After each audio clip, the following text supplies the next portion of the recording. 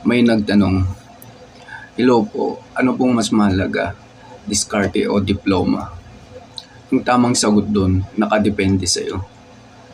Kung masaya ka ba sa buhay mo, kung anong gustong gawin mo sa buhay mo, kung hindi ka ba naniniwala sa societal pressure, kung hindi ka ba naniniwala sa sinasabi ng ibang tao, kung anong gusto mong gawin sa buhay mo, yun ang tamang sagot.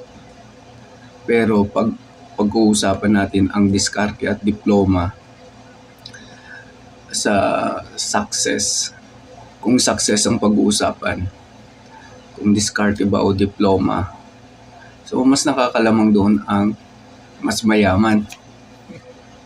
Kasi kung madiskarte ka at mayaman, so pwede kang kumuha ng magagaling na may diploma. Ganon din sa diploma.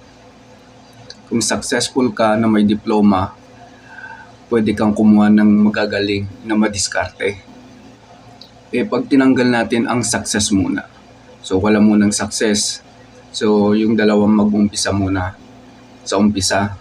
So sinong mas lamang? Example, ganito. Yung nagdidiskarte at yung nag-aaral, manliligaw ngayon, sino ang mas lamang? Siyempre, mas lamang yung mas gwapo. Hindi, so mas lamang ngayon ang nag-aaral kaysa sa nagdidiskarte pa lang.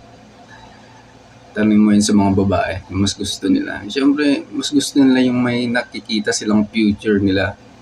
Diba? So, mas pipilian nila yung nag-aaral kaysa sa nagdidiskarte muna kasi pareho pa silang nasa babae. So, ano ba ang tamang sagot?